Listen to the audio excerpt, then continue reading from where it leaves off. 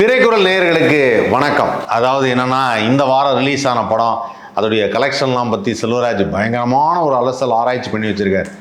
அதெல்லாம் பார்க்கும்போது எந்த படம் மிகப்பெரிய வெற்றி, எந்த படம் பாக்ஸ் ஆஃபீஸில் நம்பர் 1ல் இருக்குது அப்படிங்கிறத பற்றி நம்மகிட்ட சொல்கிறேன்னாரு. வணக்கம் செல்வராஜ். வணக்கம் சார். நம்ம பார்த்ததுல நமக்கு பிடிச்ச படம் என்ன படமாக இருந்தது? நான் பார்த்து எனக்கு ரொம்ப பிடிச்ச படம் முதல் மரியாதை தான். இல்லை, இந்த வாரம் அப்படி கேளுங்க. இந்த வாரம் நீங்கள் பார்த்த படத்தில் இந்த வாரம் நம்ம பார்த்த படம் அப்படின்னு பார்க்கும்போது என்னென்ன படம் பார்த்தோம்? பறந்து போ பார்த்தோம். அதுக்கப்புறம் அப்புறம் நீங்க ஜுராசிக் வேர்ல்ட் ரீபர்த் பார்த்தீங்க. அதுக்கப்புறம் ஃபீனிக்ஸ் பார்த்தோம். அப்புறம் 3 BHK. கொஞ்சம் முக்கியமான திரைப்படங்கள் மட்டும் நம்ம பார்த்துருக்கோம். கண்டிப்பா இதுல ரொம்ப சந்தோஷமா மகிழ்ச்சியா பார்த்த சினிமா இது பறந்து போ. மகிழ்ச்சியோடு போ. அதாவது நம்முடைய கவலைகளை மறந்து போ, கொஞ்ச நேரம் பறந்து போ, குழந்தைகளோடு குழந்தையாவே வாழ், அப்போதான் வாழ்க்கை சுவாரஸ்யமா இருக்கும் அப்படிங்கிற சொன்ன ராம் அவருடைய டைரக்ஷன்ல வந்த அந்த அற்புதமான திரைப்படம் தான். அந்த திரைப்படத்தை பற்றி நான் விமர்சனத்தை சொல்லும்போது கூட சொல்லியிருந்தேன். பப்ளிக் ரிவ்யூலையும் ஒருத்தர் சொல்லியிருந்தார், இந்த படத்தை பார்த்தோன்னே எனக்கே என் பசங்களெல்லாம் கூட்டிகிட்டு ஒரு ரோட் ட்ரிப் போகணுன்னு ஆசையாக இருக்குது அப்படின்னு சொன்னார். வாழ்க்கைங்கிறது அதுதான். அது எப்போவுமே எங்கே அது ரொம்ப என்ஜாய் பண்ணுறாங்க அப்படின்னு பார்த்தீங்கன்னா, குறிப்பாக சொல்லணும்னா இப்போ நம்ம இந்த குடும்பத்தோடு போகிறது அப்படிங்கிறப்போ ஒவ்வொரு வருடமும் காணும் பொங்கல் அன்னைக்கு நிறைய பேர் வண்டியெல்லாம் கட்டிக்கிட்டு பல இடத்துலேருந்து பெரிய வேன் எடுத்துக்கிட்டு அந்த வேனில் தன்னுடைய ஏரியா மக்கள்லாம் கூட்டிகிட்டு பீச்சுக்கு வருவாங்க. இது நம்ம மெட்ராஸில் ஒரு வழக்கமாகவே இருக்குது. ஸோ இந்த நிகழ்ச்சியை பார்க்கும்போது எனக்கு ரொம்ப சந்தோஷமாக இருக்கும். அன்றைக்கி அப்படியே எல்லாரும் ஜாலியாக பேசிகிட்டு இருப்பாங்க, விளையாடுவாங்க, போய் வாங்கி சாப்பிடுவாங்க, குழந்தைங்கள்லாம் அப்படி சந்தோஷமாக சிரித்து எல்லாம் விளையாண்டுட்டு இருப்பாங்க. அது இருக்கும். அதுதான் இயல்பு வாழ்க்கை. வருஷத்துக்கு ஒரு முறை அதை பண்ணுறாங்க. அதில் எனக்கு அந்த ஒரு குறிப்பிட்ட ஜனமக்கள், அதாவது என்னென்னா பொருளாதார வசதி கம்மியாக இருந்தாலும் நம்ம இந்த மாதிரி போய் எல்லாரும் சந்தோஷமாக இருக்கணும்னு நினச்சி தனக்கு கிடைக்கக்கூடிய ஒரு சிறு பொருளில் ஏதாவது ஒரு பொருளை வாங்கி சாப்பிட்டு மன மகிழ்ச்சியோடு இருக்கிறது அப்படின்னு ஒரு விஷயம் இருக்குது.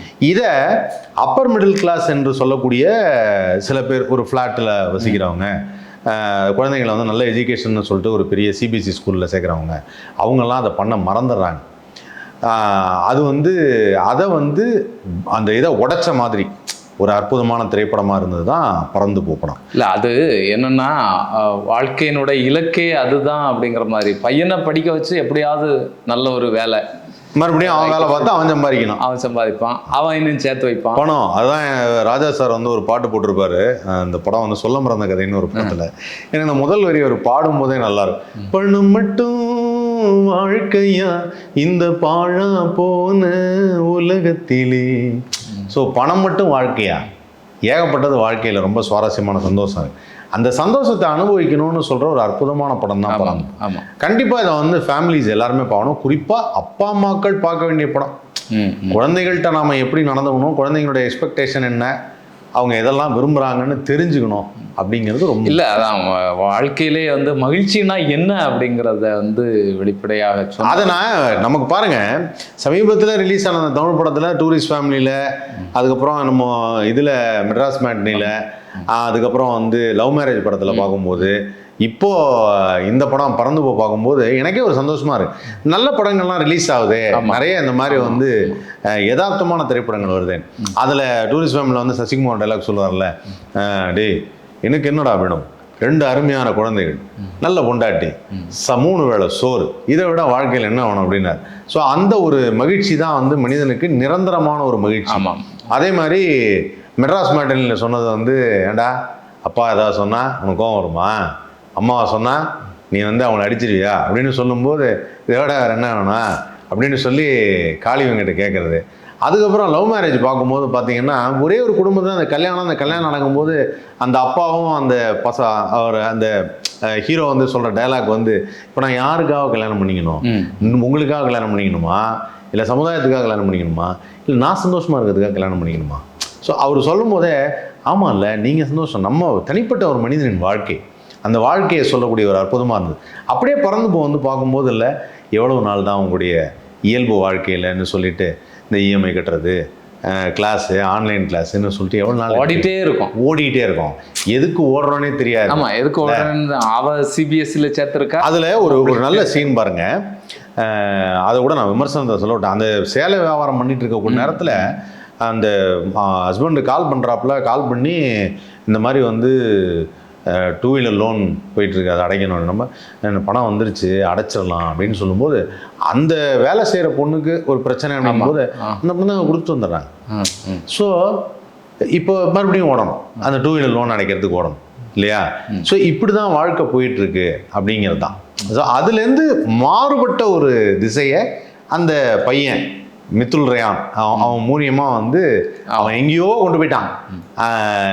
அவன் வர்ற ஒரு சீனில் அவன் திரும்பி வரும்போது இவன் மறுபடியும் அந்த சிதில உட்காந்து தம் அடிச்சுட்டு இருக்கிறப்பா, சீட்டர் நீ மாறவே இல்லை, நீ மறுபடியும் என்ன ஏமாத்துற, உன்னை ஆக்சுவலாக இறக்கி விடலாம் தான் வந்தேன் அப்படின்னு.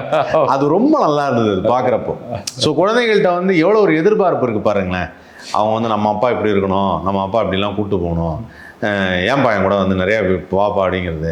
அதுக்கப்புறம் அப்பாட்ட வந்து ஓப்பனாக பேசணும், அப்பா அம்மாவோட ஓப்பனாக பேசணும் அப்படிங்கிறது ரொம்ப அற்புதமான ஒரு. இல்லை, இந்த சிகரெட் இதை சொல்லும்போது ஒரு இடத்துல வந்து கேன்சர் வந்து நீ தான் செத்து போவ, எனக்கு என்ன. இல்லை அது ரொம்ப நல்லா இருந்தது, ரொம்ப நல்லா இருந்தது. பறந்து போ வந்து ஒரு அற்புதமான திரைப்படம். அந்த படம் வந்து ஸ்லோவாக தான், ஆனால் அது ஒரு ஃபிலிம் ஃபெஸ்டிவலுக்கும் அனுப்பியிருக்கிறாங்க. ஆல்ரெடி ஜனவரி மாதம் ஃபிலிம் ஃபெஸ்டிவல் அனுப்பியிருக்கிறாங்க. ஸோ அதில் யாருமே எதிர்பார்க்காத சிவாவுடைய நடிப்பு, கிரேஸ் ஆண்டனி, அந்த மாதிரி அவங்களோட நடிப்பெல்லாம் வழக்கமான ஒரு ஓவர் இது இருக்கும், ஓவரான ஒரு. அதாவது என்னன்னா சிவா வந்து எப்பவுமே வந்து ஒரு அந்த ஸ்லாப்ஸ்டிக் காமெடி மாதிரி ஒரு வித்தியாசமா ஒன்று பண்ணுவாப்புல. அவர் படத்துல எல்லாத்தையுமே அதை எதிர்பார்ப்பாங்க. இந்த படத்துல அதுவும் இருக்கு, லைட்டா இருக்கு, கதைக்கு தகுந்த மாதிரி இருக்கு. ஆனா எங்கேயுமே மீறல, அது மீறல அருமையா இருக்கு, அழகா பண்ணிருக்காங்க, அற்புதமான படம். இந்த படம் வந்து ஆனா குறைவான கலெக்ஷன் தான் ஆயிருக்கு. நம்ம எதிர்பார்த்த என்ன கலெக்ஷன் வந்திருக்கு, 2 கோடியை தாண்டி இருக்கு. பரவாயில்ல, இந்த படம் 2 கோடியை தாண்டி இருக்கு. ஆமா ஆமா ஆமா ஆமா. சரி, இந்த படத்துடைய பொருட்செலவுங்கிறதும் கம்மியாக தான் ஆயிருக்கும் நினைக்கிறேன். பொருட்செலவு வந்து கம்மியாக தான் ஆயிருக்கும். ஸோ இந்த படம் வந்து எனக்கு தெரிஞ்சு வந்து 5 நாளில் சம்பாதிக்கிற ஒரு விஷயத்த இந்த படம்லாம் ஒரு 50 நாள் ஓடணும், மக்கள் பார்க்கணும், பொறுமையாக கூட சம்பாதிக்கணுமே, ஒன்றும் பிரச்சனை கிடையாது அப்படிங்கிறது தான். ஆனால் வர்த்தக ரீதியாக அதை எப்படி எடுத்துக்கிறாங்கன்னு தெரில. 50 நாள் ஓடுறதோ இல்லை 10 நாள் ஓடுறதோ இல்லை சார். முன்னால மாதிரி இந்த திரைப்படங்களுக்கு ஒரு நீண்ட ஆயுள் இருக்கிறது இல்லை. தியேட்டர்களில் யாருக்குமே நீண்ட ஆயுளே இல்லை சார். ரொம்ப நாள் வந்து ஓட்டி பார்க்கறது இல்லை. அதாவது அடுத்த வாரம் அடுத்த புதிய சினிமாக்கள் இருந்தோடனா இது காலாவதி ஆயிடும். இல்லை, லைஃப்பில் வந்து பொதுவாக சமைக்கிற விஷயத்தையே நான் அப்பப்போ மேற்கோள் காட்டுவேன். ஒரு சாதம் வந்து முதல் நாள் வடித்து அடுத்த நாள் காலைல பழைய சோறு வைக்கிற வரைக்கும் கூட நல்லாயிருக்கும். முன்னாடியெல்லாம் வாசனையாக இருக்கும்னு, இப்போலாம் ராத்திரி வெடித்த சாதமே நொசன்னு போயிடுச்சுன்னு தண்ணி கூட ஊற்றி வைக்க மாட்டேங்கிறாங்க. அதாவது எதுக்குமே வந்து கார்ப்பரேட் உலகமும் அந்த நமக்கு இயந்திர உலகமாக மாறினதுலேருந்து ஆயுட்காலங்கிறது எல்லாத்துக்குமே நீட்டமாக இல்லை, எல்லாத்துக்குமே கம்மியாக தான் இருக்குது. ஹியூமன் லைஃப் ஸ்பேன் கம்மியாக இருக்குது. இந்த மாதிரி ஒரு பொருளுடைய தரம் கம்மியாக இருக்குது. ஒரு பொருள் வாங்கினா நிறைய நாள் வச்சுக்க முடியல. ஆனால் அதை பாதுகாப்பாக வச்சுக்கணும்னா வச்சுக்கலாம், ரொம்ப பாதுகாப்பாக வச்சுக்க வேண்டியதாக இருக்குது. எல்லாமே அப்படி இருக்குது. அதனால் வந்து நீங்கள் திரைப்படங்கள் நீங்கள் சொல்லும்போது அப்படி ஆயுள் காலம் கொஞ்சம் கம்மியாக இருக்கிற மாதிரி இருக்குது. கொஞ்ச நாள் தான் ஓடுது, அதுக்கு மேலே இல்லை அப்படிங்கிற மாதிரி இருக்குது. ஆமாம் ஆமாம். அதனால தான் நம்ம பார்க்குறோம். அடுத்த வாரமே புதிய சினிமாக்கள் வரும்போது இதை ஓரம் கட்டிடுவாங்க. கண்டிப்பாக அது வந்து அது மாதிரிலாம் ஓரம் கட்டப்படுது. இருந்தாலும் சில சினிமாக்கள் வந்து இன்னும் ஓடிக்கிட்டு தான் இருக்குது. ஒரு 2 வாரங்கள் 3 வாரங்கள் தொடர்ந்து ஓடுற படங்கள் நிறையா இருக்குது. பறந்து போ அந்த மாதிரி ஒரு படமாக தான் இருக்கும். கண்டிப்பாக இந்த படம் வந்து ஒரு 2-3 வாரத்துக்கு மேலே ஓடும். நல்ல படங்கள் வந்தாலும் இந்த படமும் ஒரு முக்கியமான ஒரு படம். குழந்தைகளும் போய் பார்த்தா பயங்கரமாக என்ஜாய் பண்ணுவாங்க. இந்த மாதிரியான திரைப்படங்கள் வரணும், கண்டிப்பாக தமிழுக்கு நிச்சயமாக வரணும். ஓகே, அடுத்து பார்த்தீங்கன்னா ஃபீனிக்ஸ் விஜய் சேதுபதி பையன் சூர்யா விஜய் சேதுபதி. நான் ஏற்கனவே சொன்ன மாதிரி அனல் அரசு வந்து ஒரு பவர் பேக்ட் ஆக்ஷன் ஃபிலிமை கொடுத்துருக்காரு. ஒரு ஆக்ஷன் படம் அப்படின்னு எதிர்பார்க்கும் போது நல்ல ஃபைட் எதிர்பார்ப்போம். அப்புறம் அந்த சீனில் வந்து ஒரு பயம் ஏற்படணும், அதெல்லாமே இந்த படத்தில் இருக்குது. அண்ட் சூர்யா விஜய் சேதுபதி நல்லாவே நடிச்சிருக்காப்புல. சின்ன பையன், அறிமுக படம், ஒரு ஆக்ஷன் படம், ஃபைட்டெல்லாம் நல்லா பண்ணியிருக்காரு. ஃபைட்டெல்லாம் முறைப்படி கற்றுட்டுருக்காரு. ஆமாம், அதெல்லாமே எந்த பிரச்சனை இல்லை. அந்த கதை சொன்ன விஷயத்துல இன்னும் கொஞ்சம் கூட அழுத்தமாக சொல்லி இருக்கணுமா? இல்ல, கதை ஃபைட்ல கூட எனக்கு இந்த குத்துச்சண்டை இருக்குல்ல சார், அவங்க ஒரு டைப் ஆஃப் குத்துச்சண்டை சொல்றாங்க, ஆனா தூக்கி அடிக்கிற மாதிரி எல்லாம் வருது. அதெல்லாம் இது வந்து அதாவது என்னன்னா பாக்ஸிங்ல வந்து கிக் பாக்ஸிங்னு ஒன்று சொல்லுவாங்க. இது வந்து கிக் பாக்ஸிங் வெரைட்டி. அந்த மாதிரி ஒன்று சொல்கிறாங்க. கிக் பாக்ஸிங்னா அப்படிதான் இருக்கும் அப்படின்னு சொல்லி. வெறும் பாக்ஸிங்னா கையில் தான். நம்ம மைக் டைசனே தான் நினச்சிட்டு இருப்போம். ஆமாம், முகத்தில் முகத்தில் குத்தக்கூடாது அப்படிங்கிறதுல அது இல்லை. இது வந்து கிக் பாக்ஸிங்கிறது வேற. ஸோ அது ஒரு தனி செட் ஆஃப் ரூல்ஸ் இருக்குது. அதை தான் அந்த சாம்பியன் இதுவாக நடத்துகிறாங்க அதை. ஸோ அது டிஃப்ரெண்ட்டாக எடுத்திருந்தாங்க. எனக்கு தெரிஞ்சு இந்த படத்தில் வந்து அது ஒரு ஆக்ஷன் படம். நான் எதுவும் பெருசாக எதிர்பார்க்கல. கதைப்படி கரெக்டாக இருந்தது. சின்ன கதை தான், அந்த சின்ன கதை கரெக்டாக இருந்தது. அந்த ஃப்ளாஷ்பேக் சூரிய நல்லா இருந்தது. அப்போ சூர்யாவோட நடிப்பு நல்லா இருந்தது. ஸோ அதனால எனக்கு ஓகே தான் படம். போர் அடிக்கல, எங்கேயுமே போர் அடிக்கல. எங்கேயுமே போர் அடிக்கல. எல்லாமே சரியா தான் இருந்தது. ஓகே, முதல் படமே இந்த அளவு பண்ணியிருக்கிறது வந்து பையனும் வந்து ஆக்சுவலாக ஆனால் விஜய் சேதுபதியை பார்க்கும்போதே நமக்கு வந்து ஒரு நேர்மையானவர் அப்படின்னு ஒன்று தோணல. இந்த பையனும் அந்த மாதிரி ஒரு கேரக்டர் பண்ணியிருந்தார். தப்பிச்சாலும் நான் ஜெயிலுக்கு தான் வருவேன், நான் ஏன் சார் வெளில போகிறேன், நான் தான் தப்பு பண்ணியிருக்கேன், நான் இங்கே இருக்கேன் சார் அப்படின்னு சொல்லிட்டு வர்றது இருக்குல்ல, அதுவே நல்லா இருந்தது படத்தில். அனலரசு உண்மையிலே ஒரு நல்ல ஓப்பனிங் கொடுத்துருக்காப்புல. இது வரைக்கும் வந்து நிறைய ஃபைட் மாஸ்டர்ஸ் படம் பண்ணியிருக்காங்க. அனலரசு பண்ணது ஒரு நல்ல படம் மாதிரி. இது வந்து கொஞ்சம் ஓரளவு கலெக்ஷன் வரும் அப்படின்னு சொல்லி எதிர்பார்த்த திரைப்படம் தான். ஆனால் கொஞ்சம் டவுனாக இருக்கு. ஓகே, 55 லட்ச ரூபா ரொம்ப கம்மியாக இருக்கும். ஆமாம், இந்த அது நிறைய பேர் இந்த நெகட்டிவ் ரிவ்யூன்னு சொல்லிட்டு பரப்புறாங்க. ஒரு அம்மா கூட அந்த ரிவ்யூ பப்ளிக் ரிவ்யூவில் ஒரு அம்மா சொல்லியிருந்தாங்க, எல்லாரும் அந்த பையனை தப்பாக சொன்னாங்க, நான் பார்க்க வந்தேன், படம் நல்லா தான் இருக்குது, அந்த பையனை எனக்கு பிடிச்சிருக்கு, நல்லா தான் நடிச்சிருக்காப்புல அப்படிங்கிறாங்க. தயவு செய்து வந்து நெகட்டிவ் ரிவ்யூ பரப்புறவங்கலாம் ப்ளீஸ் வேண்டாம். ஒருத்தருடைய வாழ்க்கை அது, ஒரு லைஃப். சரி, அந்த படத்தில் வந்து சூர்யா விஜய் சேதுபதி மட்டுமே நடிக்கல. அந்த படத்தில் நடித்த ஏராளமான நடிகர்கள் இருக்காங்க. அவங்க எல்லாத்துக்கும் அது ஒரு வாழ்க்கை. ஆமாம் ஆமாம் இல்லையா? அந்த இயக்குனருக்கு ஒரு வாழ்க்கை. தயாரிப்பாளராக மாறி அவரே சொந்தமாக ஒரு செலவு ஒரு படம் எடுத்துருக்காரு. அவர் எத்தனை படங்கள், அந்த ஸ்டண்ட் எல்லாம் அவ்வளோ சாதாரணம் கிடையாது. நம்ம படத்தில் பார்க்கும் பொழுது இல்லை, ஒருத்தர் இப்படி அடித்து கழுத்து இப்படி திரும்பி விழுந்து டப்புன்னு அப்படி கீழே அடிக்கிற மாதிரி ஒரு ஷாட் வைக்கிறாங்க. அதெல்லாம் பார்த்தா பகிருங்குது. ஒரு தடவை கீழே அந்த மாதிரி கொஞ்சம்னா நரம்பு உடஞ்சிரும். அப்போ எவ்வளோ ரிஸ்க் எடுத்து சண்டை போடுறாங்க. அதான் தன் வாழ்க்கையவே பணயமாக வச்சு சண்டை போடுறது. ஸ்டண்ட் மாஸ்டர்ஸ் எல்லாருமே அதில் வந்து நடிக்கிறவங்கெல்லாம் குழந்தை மாதிரின்னுவாங்க. பார்க்க தான் அப்படி ரொம்ப பயங்கரமாக அப்படி இருப்பாங்க. எல்லாரும் அவ்வளோ ஒரு சைல்டிஷாக இருக்கும். அவங்கெல்லாம் வந்து நடிக்கிறதுக்கும் இந்த இதெல்லாம் அந்த காசு வாங்குறாங்க சார், அதெல்லாம் நிறைய பேமெண்ட் ஜாஸ்தியாக வாங்குவாங்க. ஏன்னா உயிரை பணையம் வச்சு நடிக்கிறது, ஒரு சேசிங் சீனில் நடிக்கிறது, ஒரு ஜீப் பறக்கும் போது உள்ளே உட்காந்துக்கிறது, ஃபயர் ஆக்ஷன் நடிக்கிறது, எவ்வளோ விஷயம் இருக்குது. ரொம்ப ஆபத்தான கலை. அப்படி ஒரு கலை வந்து அனலரசு வந்து ஏகப்பட்ட படங்கள் பண்ணியிருக்காரு அனலரசு. ஸோ அவர் ப்ரொடியூஸ் பண்ணி ஒரு படம் பண்ணுறாரு அப்படிங்கும்போது வாழ்த்துக்களை தெரியும். அதுதான் யோசிக்க வேண்டிய ஒரு விஷயம். இல்லை, நம்ம நடிகருடைய தனிப்பட்ட வாழ்க்கையையும் இந்த விஷயத்தை எல்லாம் தனிப்பட்ட வாழ்க்கையில என்ன சொல்றாங்கன்னா, ஒரு சின்ன சின்ன கம்ப்ளைண்ட் சொல்லும் போது அந்த பையன் வந்து பேசும்போது பபுள் கம் போட்டுருந்தாரு. சின்ன பையன் ஏதோ சூயிங்கம் போட்டுருந்தேன். இதுல என்ன இருக்கு, சூயிங்கம் போட்டு பேசுறான், அவங்க மரியாதை தெரியாது. ஐயா, சின்ன பையன் சூயிங்கம் போட்டு பேசுறான், மரியாதை தெரியல அப்படின்னா, இன்னைக்கெல்லாம் இருக்கிற பசங்க அப்படிதான் இருக்கிறாங்க. அவங்கவுங்க வீட்லயே பசங்க அப்படிதான் இருக்கிறாங்க. அவங்களாம் வந்து அதான் ஜாக்கி சான் ஒரு இன்டர்வியூவில் சொல்லியிருந்தார். அவர் வந்து அவங்க அப்பாவை சந்திக்கும் போது பார்த்தோன்னே ஹாய் டேட் அப்படின்னு வரான், வணக்கம் சொல்கிறது. அவனை எஸ் டேட் அப்படின்னு வரான், ஷூவெல்லாம் எடுத்துக்கிட்டால் போகிறான். அதில் வந்து இவரோட பையன் எப்படி பிஹேவ் பண்ணாருன்னு ஜாக்கி சான் சார் அவர் வந்து நல்லா hi date, yeah okay, hey hey don't move first stand அப்படின்னா, முதல்ல நில்லு அப்படின்னாரான். நோ டேட், யா யா. ஸோ இப்போ காலங்கள் மாறுது, பிஹேவியர் மாறுது இல்லை. ஸோ அதெல்லாம் நம்ம ஏற்றுக்க தான் வேணும். ஒரு 2K கிட், ஒரு 2K கிட்ல ஒரு பையன் அவன், அந்த பையன் வந்துட்டு அவன் ஒரு ஜாலியாக பபுள்கம் போட்டு சொல்லுவான். ஓகே தம்பி, பேசும்போது பபுள்கம்லாம் போடாப்பா, இனிமேல் நான் வந்து வளர்ந்து வர்றேன் அப்படிங்கிறத பெரியவங்க எடுத்து சொல்லலாம். அதை வந்து பத்திரிகையாளர்கள் சுட்டி காட்டக்கூடாது அப்படிங்கிறது என்னுடைய கருத்து. பத்திரிகையாளர்கள் வந்து மூத்த பத்திரிகையாளர்கள்லாம் நிறைய பேர் இருக்காங்க. அவங்கெல்லாம் வந்து அந்த பையனுக்கு எல்லாம் வந்து ஒரு அண்ணன் மாதிரி. அவங்க அப்பா வந்து எத்தனை படங்கள் கொடுத்துருப்பாரு, எத்தனை பேருக்கு வந்து லைஃபாக இருந்தார் அவர் விஜய் சேதுபதி அவர்கள். ஸோ அவருடைய பையன் நடிக்கிறாரு அப்படிங்கும்போது அது ஒரு, அந்த பையன் வந்து நல்ல நடிப்பை பற்றி மட்டும் சொன்னோம். நான் கூட சொல்லும்போது சொல்லியிருந்தேன், நல்ல டைலாக் பேசியிருக்காப்புல, நல்லா ஃபைட் பண்ணியிருக்காப்புல, ஆனால் எமோஷனான சீனில் இன்னும் ரியாக்ஷன் கொடுக்கறதுக்கு இன்னும் கொஞ்சம் ட்ரெயின் ஆகணும் அப்படின்னு அது சொல்லலாம். ஆனால் அதுக்காக அந்த பையன் வந்து பபுள் கம் போட்டார். அந்த மாதிரி நெகட்டிவான ரிவ்யூ, அந்த பையனுக்கு ஆட்டிடியூடு, என்ன ஒரு தலகணம், அதெல்லாம் ஒன்றும் கிடையாது. அந்த பையன் உண்மையிலே நல்ல பையன். அவன் நான் நேரில் பார்த்துருக்கேன், பேசியிருக்கேன், ரொம்ப மரியாதையாக பேசுவாப்புல. எனக்கு தெரிஞ்சு அப்பாவை போல தான் பிள்ளை, அப்பாவுக்கே அது இல்லை, தலகணம்ங்கிறதே கிடையாது. பிள்ளைக்கு எப்படி வரும், அது வர்றதுக்கு வாய்ப்பும் இல்லை. பார்க்குறாப்புல இல்லை, பல இடங்களில் அவங்க அப்பாவோட போய் ட்ராவல் பண்ணுறாப்புல, ட்ராவல் பண்ணி பார்க்கும்போது அவங்க அப்பா எவ்வளோ மரியாதை நடந்துக்கிறாரு. எவ்வளோ ஒரு பிக் பாஸில் இருக்கும்போது எனக்கு இன்னும் அந்த காட்சி அது வந்து மனசில் ஓடிக்கிட்டே இருந்தது. விஜய் சேதுபதி அப்படியே பார்த்துட்டு டக்குன்னு பேசிட்டே இருக்கும்போது மேடையில் நின்று பேசிகிட்டு இருக்காரு. ஆடியன்ஸ் மாதிரி நிறையா ஆர்டிஸ்ட், ஜூனியர் ஆர்டிஸ்ட் மாதிரி நிறைய பேர் உட்காந்துருக்காங்க.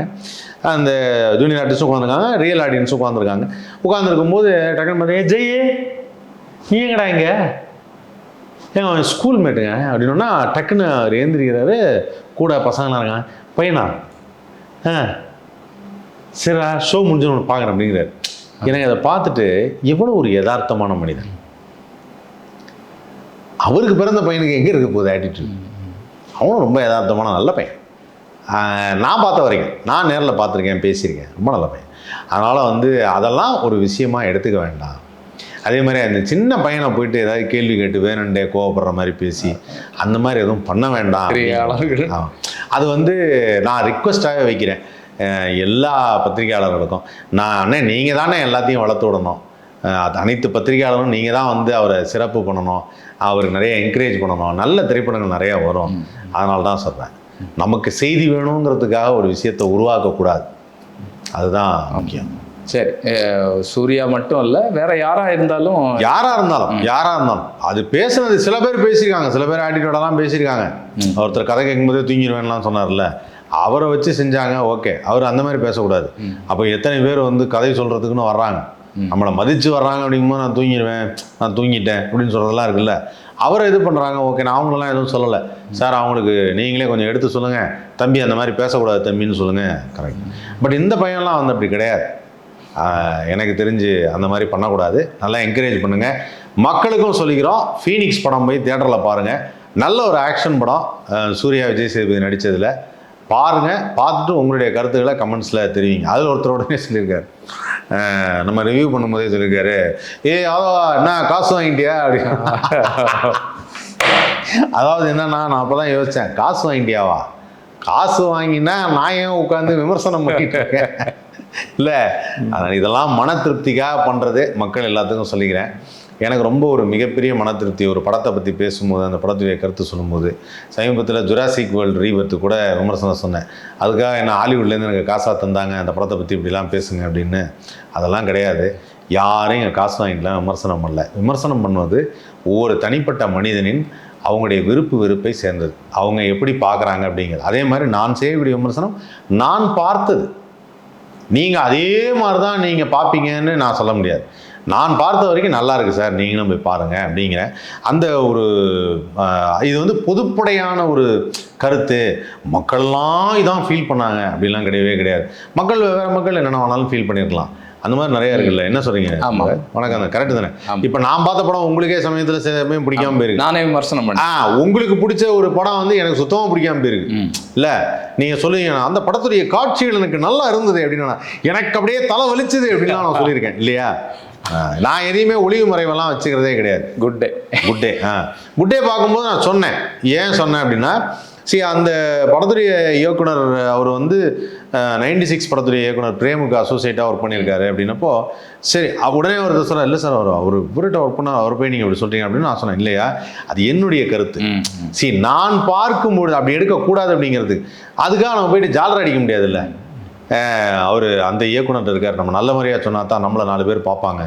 அப்படி கிடையவே கிடையாது. நான் என்றைக்குமே அதை பேசவே மாட்டேன். மக்களே, தயவுசெய்து சொல்கிறேன், நான் சொல்வது என் மனதில் பட்ட உண்மையான கருத்து தான். யாரும் சொல்லி கொடுத்து அவங்கள ப்ரைஸ் பண்ணோம், அவங்கள ஏற்றி விடணும் அப்படிங்கிறதுக்காகலாம் சொல்கிறதே கிடையாது. அப்படிலாம் பார்த்தா ஒரு படத்தை பற்றி நான் சொல்லியிருந்தேன், என்னால் விமர்சனமே செய்ய முடியலன்னு. அந்த படத்துடைய தயாரிப்பாளர் என்னுடைய ரொம்ப நெருங்கிய நண்பர். அவர் நல்லா தெரிஞ்சே தான் சொன்னேன், அந்த படத்தை என்னால் பார்க்க முடியல. ஏன்னா அது நான் மக்களுக்கு சொல்ல வேண்டிய உண்மை. நான் அவருக்கு சாதகமாக இருக்கணும்னு அவசியம் கிடையாது. அதையும் நான் முன்னாடியே சொல்லிடுறேன். என்ன சொல்லுங்க சொல்லுறேன்? Yes, correct. சொல்லுங்க. அடுத்த படம் அப்புறம் வந்து வீடு திரைப்படம். வீடா? வீடு, அதாவது பாலுமேந்திரா அவர்கள் எடுத்த வீடு படத்தை 3 BHK அப்படின்னு சொல்லிட்டு ஒரு படம். அந்த படம் வந்து ஆனால் என்ன சொன்னாங்கன்னா, நான் இன்னும் அந்த படத்தை பார்க்கல. படம் பார்த்துட்டு நம்ம அதை பற்றி நிறையா பேசுவோம். ஆனால் என்ன சொன்னாங்க அப்படின்னா, ஃபர்ஸ்ட் ஹாஃப் கொஞ்சம் ரொம்ப ஸ்லோவாக இருந்தது, பட் செகண்ட் ஹாஃப் வந்து ஒரு இதுவாக இருந்தது. சொந்தமாக வீடு வாங்குறதுங்கிறது எல்லாருடைய கனவு. பொதுவாகவே சொல்லுவாங்கல்ல, வீட்டை கட்டிப்பார் கல்யாணத்தை பண்ணிப்பார் அப்படின்வாங்க. ஆக்சுவலாக ஆனால் வீடு கட்டுறதுங்கிறது ரொம்ப கஷ்டமான ஒரு விஷயம். தனக்கான ஒரு இடம், நமக்கு எந்த பிரச்சனையும் வரக்கூடாது. அதை நான் நிறைய இடத்துல பார்க்குறேன். இன்றைக்கும் வந்து ஃப்ளாட்ஸில் வீடு வாங்குறவங்க சில கேட்டட் கமிட்டியில் வாங்கும்போது, என்னோடய போர்ஷன் சார் சார் இது என் வீடு சார், சார் இங்கே தண்ணி ஊற்றாதீங்க சார், சார் அங்கேருந்து கொட்டுது பாருங்கள் நீங்கள் சரி பண்ணுங்கள் சார்னு இந்த மாதிரி ஏகப்பட்ட பிரச்சனைகளை பார்த்துருக்கேன். அப்போது நான் தோணும், சொந்தமாக வீடு வாங்கும் போதும் அவங்களுக்கு ஏற்படுற அந்த விஷயம்லாம் பார்க்குறப்போ எவ்வளோ மனக்கவலை இருக்கும் அப்படின்னு. அப்போது தனியாக ஒரு இடம் வாங்கி அழகாக ஒரு வீடு கட்டணுங்கிறது எவ்வளோ பேருக்கு ஆசையாக இருக்கும். நமக்கு நமக்கு 2 பேருக்கும் வயசாகிடுச்சு, நமக்குன்னு ஒரு ரூமு, அதுக்கப்புறம் பசங்க வளர்ந்துட்டாங்க, 2 பசங்க இருக்காங்க, அவங்க 2 பேருக்கும் ஆளுக்கு ஒரு ரூம். ஸோ அதான் 3 BHK. ஒரு பொண்ணு ஒன்று இருக்குது, பையன் வந்தால் வீட்டில் தங்கணும். ஸோ அந்த படம் பார்க்கும்போது என்னென்னா, எங்கள் மாமா வீடு வந்து 3 BHK தான். அவருக்கு இதே மாதிரி வந்து 2 பொண்ணு ஒரு பையன். ஸோ அந்த 2 பொண்ணுங்களுக்கு வந்தால் தங்குறதுக்குன்னு 2 ரூமு, அதுக்கப்புறம் பையனுக்கு ஒரு ரூம், அப்படி தான் அவர் கட்டி வச்சுருக்கார். ஸோ அந்த 3 BHK பார்க்கும்போது எனக்கு அந்த போஸ்டரை பார்த்து அந்த கதையை பார்க்கும்போது எனக்கு அதான் இங்கே வந்து எவ்வளோ கஷ்டப்பட்டிருக்கார் அவருடைய லைஃப்பில் வந்து ரொம்ப சாதாரணமாக ஒரு வேலையில் சேர்ந்து பணம் சம்பாரித்து இடம் வாங்கி அந்த இடத்துல வீடு கட்டி அதில் இன்றைக்கி வந்து அது கொஞ்சம் இப்போ என்லார்ஜ் பண்ணி பசங்கள்லாம் பெரியவன் ஆகிட்டாங்கன்னு சொல்லிட்டு 2 ரூம் போட்டு அந்த மெனக்கெடுதல் இருக்குல்ல, அது வந்து ரொம்ப கஷ்டமான ஒரு விஷயம். ஆனால் நான் இன்னும் படம் பார்க்கல, ஆனால் போஸ்டர் பார்த்தப்போ எனக்கு ஒரு விஷயம் தோணுச்சு. அதாவது என்னென்னா, அந்த கதையில் வரக்கூடிய நாயகன் சுப்ரீம் ஸ்டார் சரத்குமார் அவர்கள், அவரால் ஒரு வீடு வாங்க முடியல அப்படின்னு சொல்லி ரொம்ப காலமாக உழைச்சிக்கிட்டே இருக்கார். அவர் வந்து சித்தார்த் வந்து வாங்குறாரு அப்படிங்கிறது கதையாக இருந்தது. கதை எப்படி இருக்குன்னு நமக்கு இன்னும் தெரியாது, நான் என்ன பார்க்கலாம். ஆனால் இருந்தாலும் வந்து சரத்குமார் சாரை பார்க்கும்போது அவருக்கெல்லாம் வீடு வாங்க முடியலையா, நேராக எவனாவது வாடகை கட்டினா மூஞ்சிலே பொங்குன்னு நோக்கம். ஒரு வெல் பில்ட்டாக இருப்பார் அவரை பார்த்தாலே வந்து அவரே எனக்கு தெரிஞ்சு ஒவ்வொரு செங்கலும் எடுத்து வச்சு கட்டிடுவார் அப்படின்னாங்கல்ல. அப்படி ஒரு எனக்கு தெரிஞ்சு சுப்ரீம் ஸ்டார் சரத்குமார் நான் எப்படி பார்க்குறேன்னா ஒரு சூப்பர்மேன் ரேஞ்சுக்கு பார்க்குறேன். அந்த மாதிரி ஒரு ஃபிசிக்கில் ரெடி பண்ண ஒருத்தர் அவர் கஷ்டப்படுறாருங்கிறதான் என்னால் தாங்கவே முடியல. அதனால அந்த படத்தை பார்த்துட்டு அப்படிப்பட்ட நடிப்பை வந்து கொடுத்துருப்பாருன்னு நினைக்கிறேன். கண்டிப்பாக. ஆனால் என்னன்னா, அவர் இந்த மாதிரி சட்டிலாக ஒரு கேரக்டர் அப்படிங்கும்போது பச்சைக்கிளி முத்துச்சரம்னு ஒரு படம் பண்ணார். ஆமாம், அந்த படத்துலையும் இது மாதிரி வந்து ஒரு குடும்பஸ்தான ஒரு கேரக்டர் ஒன்று பண்ணார். ஃபைட்லாம் பண்ண தெரியாத ஒருத்தராக பண்ணார். அது கொஞ்சம் எனக்கு ஏற்றுக்கும்படியா இல்லை. ஏன்னா அவருடைய உடல் வாகம் அவர் பார்க்கறதுக்கு ஒரு இதுவாகவே இருக்கார். இப்போது சத்யராஜ் சார் வந்து மாறன்னு ஒரு படம் பண்ணார். இந்த மாறனுங்கிற படம் பண்ணும்போது இந்த பையனை வந்து ராகிங்கில் கொண்டுட்டாங்க. அந்த ராகிங்கில் கொண்ட பசங்களை பழி வாங்குறது தான் கதை. ஒரு காமன் மேனாக நடிச்சிருப்பார். சாதாரணமாக ஒரு சட்டை பேண்ட் போட்டு ஒரு வீட்டில் இதே மாதிரி ஒரு சட்டையை இன் பண்ணாத ஒரு சட்டை போட்டு ஒரு ஃபுல்லாக பால்டேடோடய நடிச்சிருப்பார் மாறன் ஒரு படத்தில். அந்த படத்தில் வந்து எனக்கு ரொம்ப பிடிச்சது என்ன அப்படின்னா, அவரை பார்க்கும்போதே நமக்கு தெரியும் அவர் யதார்த்தமான அப்பா கேரக்டர் அப்படின்னு. அவர் என்னதான் 6 அடி உயரத்தில் இருந்தாலும் அவர் அந்த வெல் பில்ட்டாக நம்மளால் பார்க்க முடியல. கட்டுமஸ்தானமான இது என்ன மனோரமா நடிகன் படத்தில் சொன்ன மாதிரி தான், அவர் கொஞ்சம் கட்டுமஸ்தானம் அப்படின்னாங்கல்ல, அந்த மாதிரி வந்து ஒரு கட்டுமஸ்தானம் உடம்பு தான். ஆனால் எனக்கு அவர் கேரக்டராக மாறிட்டார். இல்லை, ஆனால் சரத்குமார் சார் எப்போ பார்த்தாலுமே எனக்கு இல்லை நம்ம உடனே ஜிம்முக்கு போகலான்னு தோணும். தூக்கு அந்த வெயிட் லிஃப்டர் அப்படின்னு. ஏன்னா எனக்கு அவர் சூரியன் படத்தில் பார்த்து அப்படியே மைண்டில் அப்படியே ரிஜிஸ்டர் ஆயிடுச்சு. ஸோ அவர் வந்து அப்படியே அந்த கொத்த கையில் புஷ்அப்ஸ் இருக்கிறது அதெல்லாம் பார்த்து ரிஜிஸ்டர் ஆயிடுச்சு. ஸோ சரத் சார் உங்களால் ஒரு 3 BHK வாங்க முடியலையா? நம்ப முடியவில்லை. அதுதான் நம்பர் 1ல இருக்கு. நம்பர் 1ல இருக்கு. ஆமாம், ஏன்னா அது வந்து யதார்த்தமான மனிதர்களின் கதைப்படி வந்து அந்த கதையில் என்ன பண்ணிருக்காங்க நான் படம் பார்த்துட்டு சொல்கிறேன். அதுக்கு முன்னாடி நான் பேச தயாராக இல்லை. ஏன்னா மக்கள் ஏதோ ஒரு விஷயத்துக்காக தான் ஆதரவு தந்துருக்குறாங்க. அது என்னங்கிறத படம் பார்த்தா நமக்கு தெரிஞ்சிடும். 4.92 கோடி. பரவாயில்லையே, அருமையான கலெக்ஷன். 5 கோடி ரூபா நெருங்கிருச்சு. நல்ல கலெக்ஷன். நானே எதிர்பார்க்காத கலெக்ஷன். கண்டிப்பாக. ஆனால் அந்த படத்தில் நடித்தவங்க எல்லாருமே மார்க்கண்டேயர்கள் தான். சரத்குமார் சார், தேவயானி மேடம், சித்தார்த், அப்புறம் சித்தார்த் வந்து இன்னும் வாய்ஸில் பார்த்தா அதே சித்தார்த் தான். அப்பா நான் 12th எக்ஸாம் எழுதுகிறேன் பாடினா இன்னுமே ஒரு எக்ஸாம் எழுதலையா, ஐயோ தம்பி ஹால் டிக்கெட் எடுத்துகிட்டு போனியாப்பான்னு ஒரு கவலை வரும்ல, அது இன்னுமே இருக்குது. ஸோ அந்த கேரக்டர் வைஸ் இப்படி இருக்குது. படம் பார்த்துட்டு நான் அதை பற்றி நிறையா பேசுகிறேன். பரவாயில்ல, நல்ல கலெக்ஷனா? ஆமாம். அதே மாதிரி நான் சொன்னல ஜுராசிக் வேர்ல்ட் ரீபர்த், ஆமாம், வேர்ல்டு லெவலில் மிகப்பெரிய கலெக்ஷன் அது. அதாவது அதோட ப்ரொடக்ஷன் காஸ்ட்டை விட எக்ஸ்ட்ரா கலெக்ஷன் வந்துருச்சு அந்த படம். அது வந்து ஒரு கியூரியாசிட்டி, 3 நாள்லேயே வந்துருச்சு. ஆமாம், ஏன்னா வேர்ல்டில் வந்து இந்த லார்ஜர் தென் லைஃப் அப்படின்னு ஒன்று சொல்லுவாங்க. அதாவது என்னென்னா, நாம் கனவில் கூட பார்க்க முடியாத ஒரு விஷயத்தை படமாக எடுக்கிறது அப்படின்னு ஒன்று இருக்குது. அதுக்கு எப்பவுமே ஒரு எக்ஸ்பெக்டேஷன் இருக்கும். அந்த எக்ஸ்பெக்டேஷனை இந்த படம் வந்து இந்த ஃபஸ்ட் ஹாஃபில் கொண்டு வந்து ஓப்பனிங் அதெல்லாம் பார்த்தோன்னே எல்லாருமே அந்த படத்தை நல்லா இருக்குது, ஒரு வித்தியாசமாக இருக்குது அப்படின்ட்டாங்க. நமக்கு வந்து இந்த பழைய ஸ்டீவன் ஸ்பீல்பர்க் படம் தான் பிடிச்சிருந்தது. அந்த டைனாசர் எனக்கு பிடிக்கல, சில சீன்லாம் எனக்கு பிடிக்கலங்கிறத சொல்லிட்டேன். மேபி இதை ஹாலிவுட்காரங்க பார்த்தாங்கன்னா, yeah, the guy other one told that that particular scene is not good. We will reconsider that அப்படின்னு சொல்லிட்டு அப்புறமா சொல்லுவாங்க. ஆமாம், நடக்கும். சிறப்பு. ஓகே, அவ்வளோதான். அடுத்தது விரைவில் நம்ம ஒரு இசை வெளியீடு ஒன்று இருக்கு இல்லையா? கூலி படத்துடைய இசை வெளியீடு ஆகஸ்ட் துவக்கத்தில் இருக்கும். துவக்கத்திலே கூலி படத்துடைய இசை. அதில் என்ன சிறப்புன்னு சொன்னால், டி ராஜேந்திரே நேரில் வராராம்.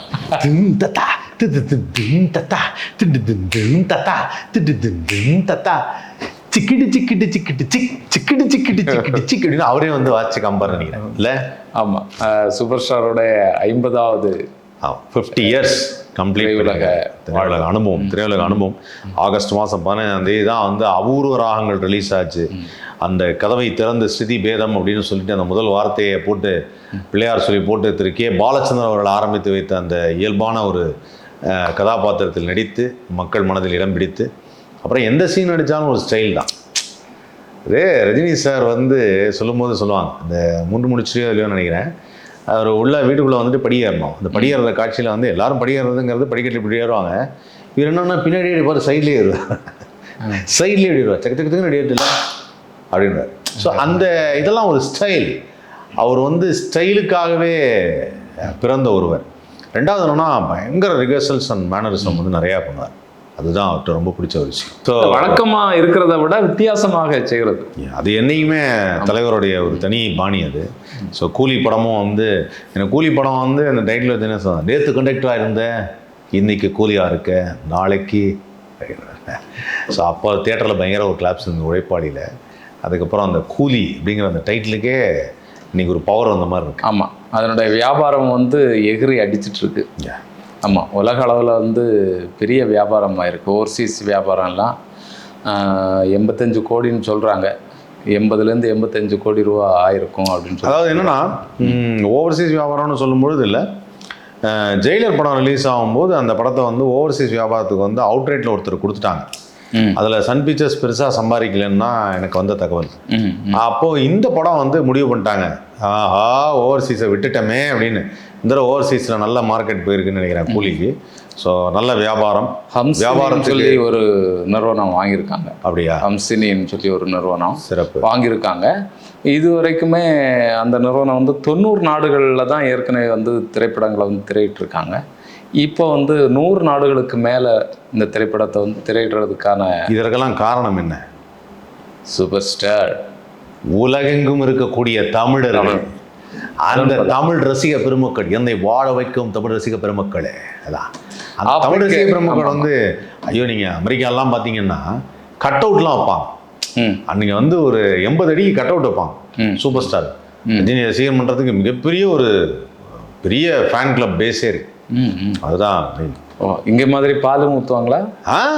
எல்லாம் உண்டு, பால் விஷயங்கள்லாம் உண்டு. நீங்கள் என்ன விளையாடுறீங்க அங்கே? அதுக்கெல்லாம் பர்மிஷன்லாம் வாங்கி வேட்டு வச்சு சரவெடி வச்சு கிராக்கர்ஸ் ஆர்டர் பண்ணி எல்லாம் பண்ணுவாங்க. பிரமாதமாக இல்லை, இந்த வருஷம் வந்து ஜிம்பாப்வே எல்லாத்துக்கும் போகுதுன்னு நினைக்கிறேன் சினிமா. ஜிம்பாப்வே? ஆமாம், சவுத் ஆஃப்ரிக்கா, ஜிம்பாப்வே, ஆப்பிரிக்க நாடுகளுக்கு எல்லாம் போகுது. ஆப்பிரிக்க நாடுகளுக்கும் போகுது. அங்கே பால் கிடைக்குமா என்னன்னு தெரியல. ஆப்பிரிக்க நாடுகளில் வந்து பசும்பால் கிடைக்காது. மேபி அங்கே கேமல் பால், டிராகன் பால் ஏதாவது கிடைக்கும்னு. புளிப்பால் கிடைச்சாலும் கிடைக்கும். ஏன்னா பெரிய அளவில் வாங்கியிருக்காங்களா, 80-85 கோடி ரூபான்னா அந்த காசை எடுக்கணும்ல. அப்போ புதிய நாடுகளில் வந்து இதனுடைய வியாபாரத்தை வந்து இல்லை கண்டிப்பாக இந்த படம் வந்து ஒரு மிகப்பெரிய வியாபாரம் ஆகும்.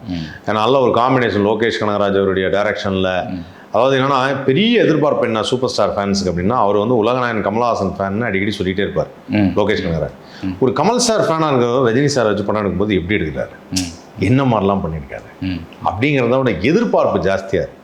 அதனால் எல்லாரும் அந்த ஃபஸ்ட்டு ஷோக்காக ஆகஸ்ட் மாதம் 14ஆம் தேதி காத்திருக்கிறாங்க. சுதந்திரம் கிடைச்சது 15-14 அன்னைக்கு கூலி. நம்மளும் ரொம்ப எதிர்பார்க்குறோம். அது மாதிரி உங்களுக்கு கில்லர் சினிமா எஸ்.ஜே. சூர்யா இயக்கத்தில். ஆமாம், அது ஏற்கனவே வந்து அறிவிச்சிட்டாங்க. கோகுலம் கோபாலன் தான் வந்து தயாரிக்கிறாரு. கோகுலம் சினிமாஸ் பெரிய பேனர். இவங்க இந்த படம் அவங்க தானே எடுத்தாங்க, லூசிஃபர் 2. ஓகே, அவங்க தான் எடுத்தாங்க. ஓகே. இப்போ வந்து இதில் இணைஞ்சிருக்காங்க. இதில் ஏஆர் ரஹ்மான் மியூசிக் அமைக்கிறோன்னு சொல்லி ஒரு தகவல் வந்து வந்திருக்கு, அறிவிச்சாச்சு. சூப்பர். அதனால் வந்து அதுக்கும் அடுத்தடுத்த அவர் தானே நடிக்கிறாரு இல்லையா? இதுக்கு முன்னாடியே வந்து ஆல்ரெடி வந்து 6.5 கோடி பேர்களில் ஒருவன் அப்படின்னு ஒரு பாட்டெல்லாம் போட்டிருக்காரு ஜெயசூர்யாவுக்கு இல்லை? அதுவும் நல்லா இருக்கும். இல்லை, இந்த அந்த படத்தினுடைய ஏதோ ஒரு பாடலை போட்டு தான் இது பண்ணியிருக்கிறாரு. என்னது? ஆமாம், ஏஆர் ரஹ்மான் அதுக்குள்ளே மியூசிக் போட்டார்? இல்லை இல்லை, பழைய பாட்டை வந்து போட்டு இது பண்ணியிருக்கிறாரு. இவருடைய எஸ்ஏ சூர்யாவுடைய ஒரு படத்தில் உள்ள ஏஆர் ரஹ்மான் இசையமைச்ச பாட்டையே ட்வீட்டில் போட்டு அப்படி அதில்